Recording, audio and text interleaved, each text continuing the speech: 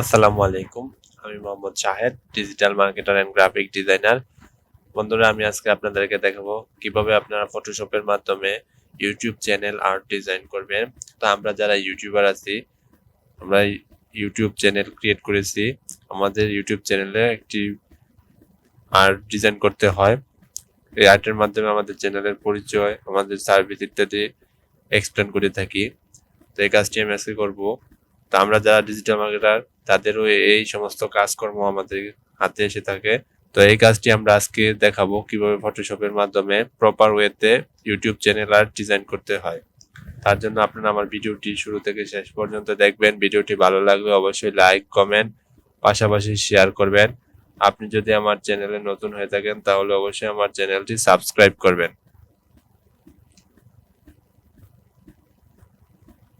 তো বন্ধুরা, চলুন শুরু করি।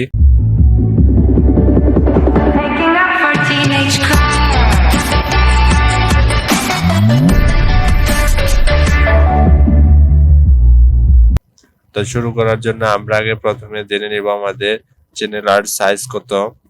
তো তার জন্য আমরা যাব গুগলে এসে লিখবো ইউটিউব চ্যানেল আর্ট সাইজ।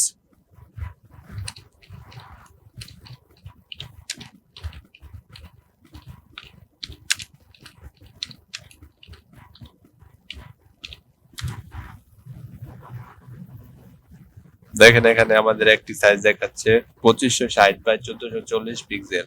তো আমরা আরো একটা ইমেজে গিয়ে দেখি আমাদের প্রপার সাইজ কোনটা।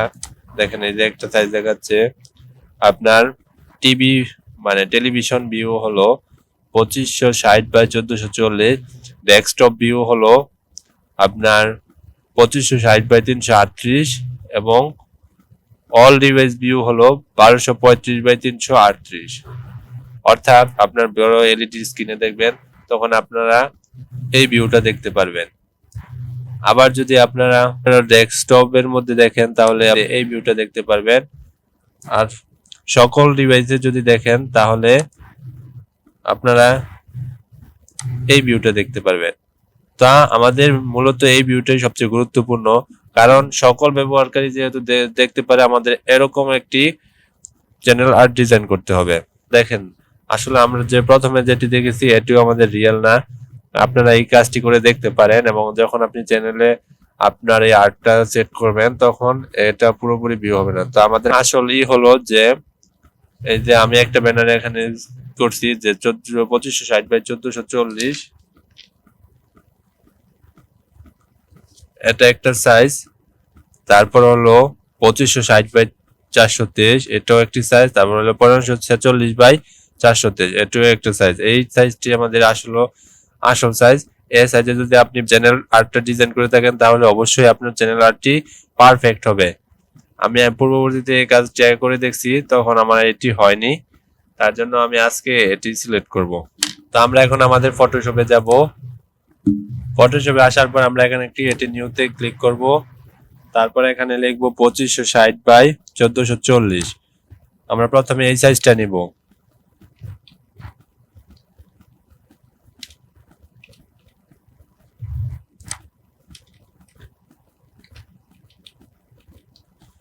তারপর রেজুলেশন 300 এ রাখবো, কালার মোড RGB তে রাখবো। তো এখন আমি ক্রিয়েটে ক্লিক করব। তো আমার এখানে একটি সাইজ আসছে। তো আমরা এখানে একটি ব্যাকগ্রাউন্ড সেট করব। তো আমি একটি ব্যাকগ্রাউন্ড সেট করে নেই।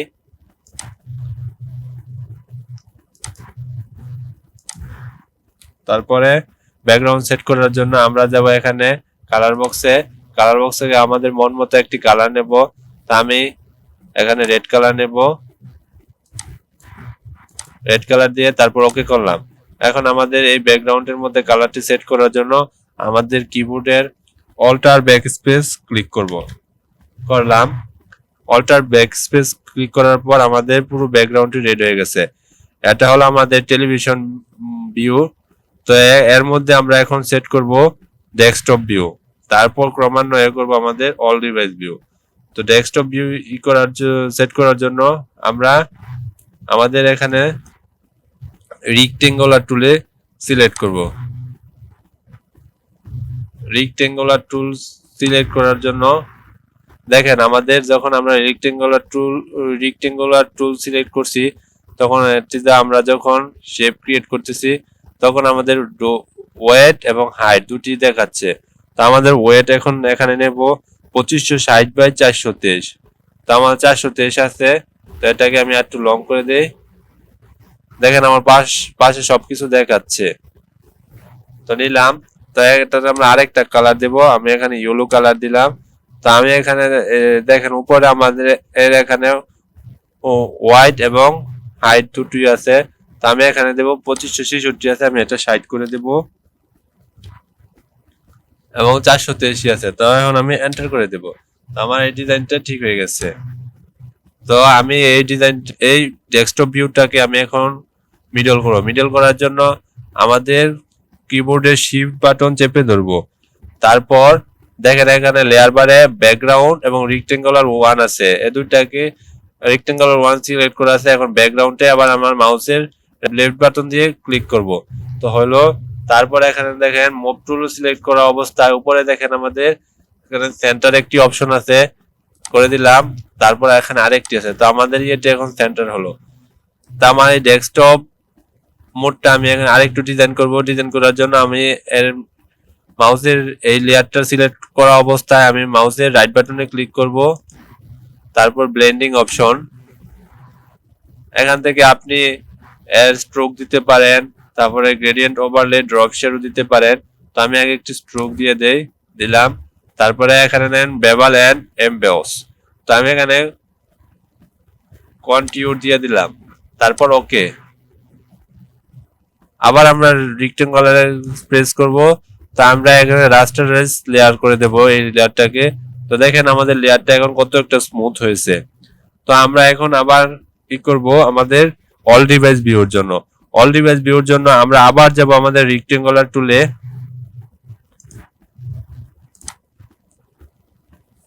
তো রেক্টেঙ্গুলার টুল থেকে আমরা আবার এখান থেকে একটা শেপ ক্রিয়েট করে নিলাম। তো আবার এখান থেকে আমরা আবার আমাদের অল ডিভাইসের সাইজটা সিলেক্ট করে দেই। অল ডিভাইসের সাইজটা হলো 1546/423।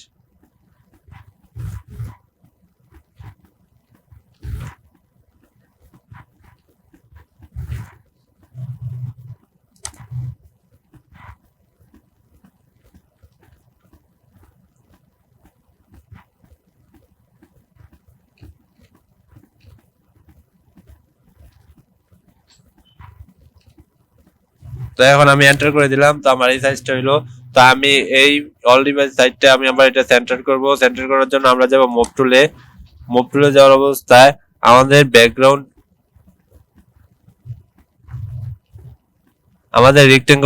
রেক্টেঙ্গুলার 1 এর মাঝামাঝি এটা রাখবো। তো মাঝামাঝি রাখার জন্য আমাদের রেক্টেঙ্গুলার 1 এবং রেক্টেঙ্গুলার 2 একসাথে অ্যাডজাস্ট করে নেব। অ্যাডজাস্ট করার জন্য আমাদের কিবোর্ডের শিফট বাটন চাপ দেওয়া অবস্থায় আমরা রেক্টেঙ্গুলার 2 সিলেক্ট করা আছে। এখন আমি আবার শিফট চাপ দেওয়া অবস্থায় আবার 1 এ ক্লিক করব। ক্লিক করার পর আমার উপরে দেখেন মিডল পয়েন্ট আসছে, দিলাম। তারপর এটাকে আবার মিডল করে নিলাম। তো এটাকে আমরা আরেকটি কালার দেওয়ার জন্য আমরা এখানে ক্লিক করব। তো আমি এটাতে ক্লিক করব, এই কালারটা দিয়ে দিলাম। তো দেখেন আমার এই একটি ডিজাইন হয়ে গেছে। তো এই ডিজাইনের মধ্যে আমার মূলত কাজটা করতে হবে। তো যেহেতু আমাদের অল ডিভাইসের ভিউ হলো আপনার 1546/423, তো আমাদের মূলত আমাদের যা কিছু করি না কেন এতটুকের মধ্যে রাখতে হবে। আমাদের এই যে এতটুকুর মধ্যে করতে হবে, কারণ এই এতটুকুই আপনার বেশি দেখবে। আমরা যারা ইউটিউব ব্যবহারকারী তার বেশিরভাগই আপনার মোবাইল দিয়ে আমরা ইউটিউব ভিডিওগুলো ভিউ করি। ইউটিউব চ্যানেল কম সংখ্যক হলো, তার থেকে কম হলো আপনার ডেস্কটপ ভিউয়ার, সবচেয়ে কম হলো আপনার টেলিভিশন এলইডি স্ক্রিন ভিউয়ার। তো আমরা এখন যা কাজ করি না কেন আমরা এখানেই করব। তা আমি এখানে আমার চ্যানেলের নামটা দিয়ে দিচ্ছি।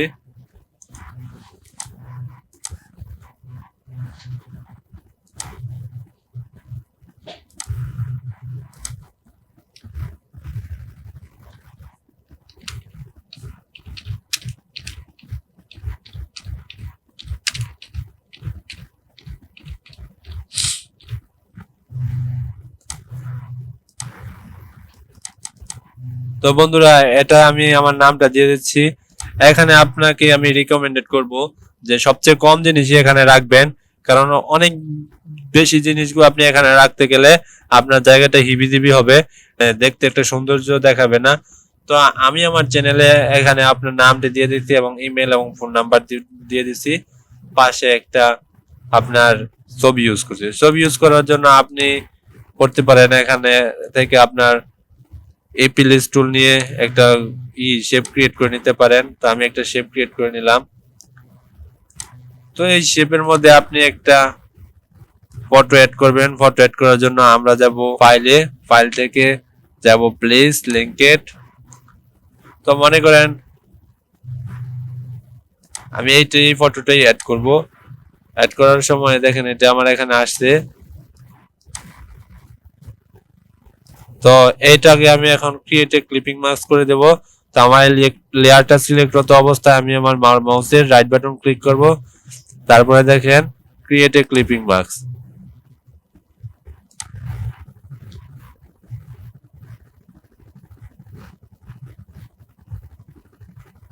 দেখেন আমার ছবিটা অ্যাড হয়ে গেছে। তো আপনারা আরো যা যা প্রয়োজন এখানে অ্যাড করবেন। তো আমি রিকমেন্ড করব একটা ছবি, আপনার চ্যানেলের নেম এবং আপনার কন্টাক্ট ইনফরমেশনটাই এখানে দিবেন, আর তেমন কিছু দিবেন না। তো এভাবে যদি আপনারা কাজটি করেন তাহলে আপনার প্রফেশনাল ওয়েতে আপনার একটি ব্যানার ডিজাইন হয়েছে। আমরা মূলত ক্যানভা দিয়ে ডিজাইন করি, আসলে ক্যানভা আপনার প্রফেশনালি এটাই না। তো আপনারা যদি প্রফেশনালি কোনো কাজ করতে চান তাহলে অবশ্যই ইলাস্ট্রেটর অথবা ফটোশপ। তো আমি মূলত ফটোশপটা সহজ থাকার কারণে এটি আপনাদেরকে দেখাচ্ছি। তো বন্ধুরা আজকের ভিডিওটি এখানে শেষ করছি। সবাই ভালো থাকবেন। আসসালামু আলাইকুম।